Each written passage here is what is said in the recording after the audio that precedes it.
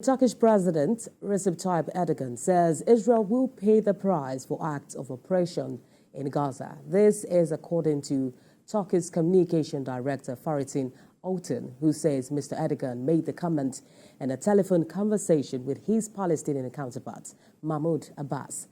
The president emphasized very clearly, no matter what happens, Turkey will continue to stand firm in the face of Israel's attacks against Gaza. The communications director was participating in a live broadcast over Israel's alleged tank fire against journalists reporting from the Nurisit refugee camp in central Gaza, which injured a number of them, including journalists from the TRTA Arabic channel. And for more on the troubling war, global affairs analyst A.G. Kiopa joins me now from Dallas, Texas, in the United States. Good to have you join us on the world now, Mr. Ejike. Thank you for having me. Now let's focus on the fact that an attack on a country's consulate typically breaks the rule of diplomatic engagement, which should have been the first call on any issue within these two nations. What does this say about the worsening state of negotiations at this time, especially the fact that it's unclear what form this Iran's reprisal will take? I wish I knew the answer to your question, but it is what it is in the sense that Israel act of self-defense in the region there are is always an offensive situation that triggers their enemy both on the north and the south and the east and as much as the world powers have tried to intervene and to seek a peaceful coexistence, it hasn't worked. From 1948 to now, when Israel was established where it is, it has been tension, and I don't know what will make it a peaceful region because the animosity is deeper. It's deeper than any one of us can offer a solution. So what you see happening is just, Israel say we have more power, we're going to defend ourselves. Other people say, well, we also have to defend ourselves. That's why our this constant, shelling attacks, from both sides, from within, from out. And when you go to somebody's embassy and attack them, of course, you're attacking, the respect and the integrity of that particular country. So I believe I may have jumped the gun by not asking you about your own stance about this attack and what you want to say about Joe Biden saying he will support Israel if Iran decides to attack. Let's hear that. Well, I think Israel is emboldened because of U.S. support. U.S., is one country that has given Israel the sense of strength. It's given it the military ammunition and resources Israel needed. That Israel have also developed their own. But without the U.S. support, Israel will have difficulties as to where they are.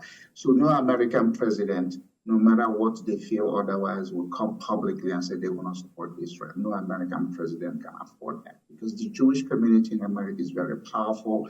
They are powerful in the sense of using the media, which they literally control, and they are powerful in the sense of financial resources. In which case they can make donation and they have the resources to show their disappointment with any American president who thinks who says they're not going to support Israel. So that's what we have going on. I'm an American, I vote, and I just don't like violence. I think neighbors should find reason to define their boundaries and be able to live next to each other. But in this case, Israel don't have any love with their neighbors. Their neighbors don't love Israel. So what do you do? From the time, when some of the presidents there have had a Nobel Prize, for peace, what has it gotten us? After that, everybody claps, and then they go back to being what? Israel is very offensive. Israel will act, and then other people will react, or other people will act, Israel will react. That's what you have seen. It's been going on, and it's just so very, very unfortunate. So I agree with you on the fact that Israel may have gathered more enemies as a result of this war.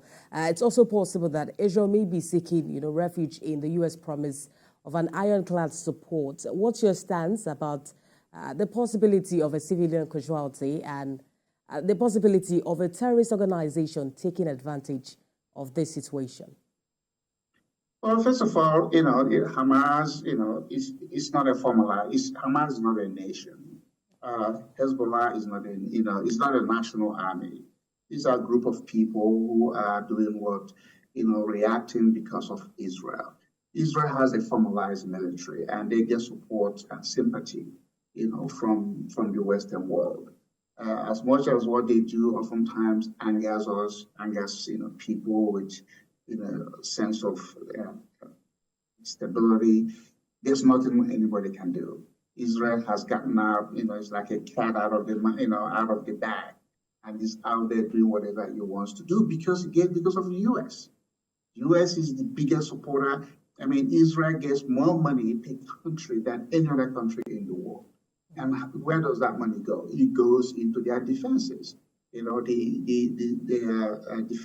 defense dome they have is American technology, which enables them to be able to track those missiles, being fired again and destroy them. Without that, Israel would have been overwhelmed. There's no way Israel could withstand what other countries, their regional neighbors, are trying to do to them without America.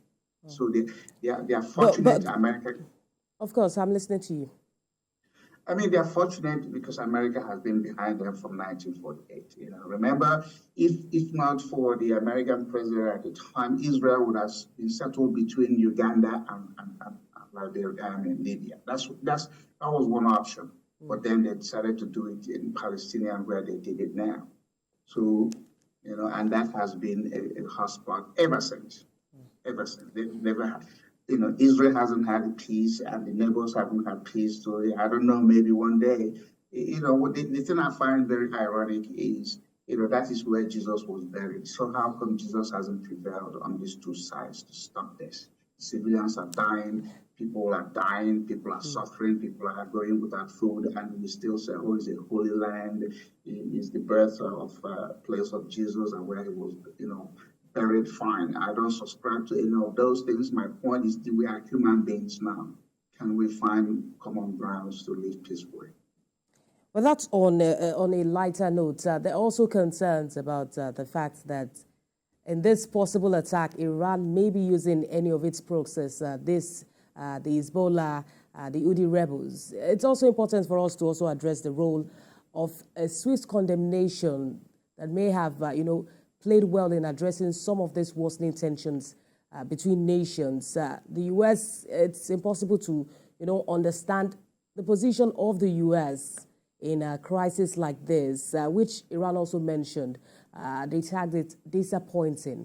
Although we know that the U.S. Secretary of State has also argued that further escalation is not in anyone's interest. But how far would a condemnation by the United States about this attack have gone? Like I said, until America says we are no longer going to support Israel. Condemning a singular act or a series of them, is fine. But until America, either through the Congress, goes in and said, we are withdrawing our resources or our support for Israel, then that's when there will be a seismic shift. And then Israel may now say, oh, I need to now rethink my words, my relationship with my neighbors. But as long as America is behind Israel, no matter if Israel were to go into Jordan or Lebanon or anywhere and do what they do, and just come out and make a statement, what I call a feel-good statement, to say, oh, we back up. Because that's just it's like a couch statement. It's a boilerplate. Anytime, we are behind Israel.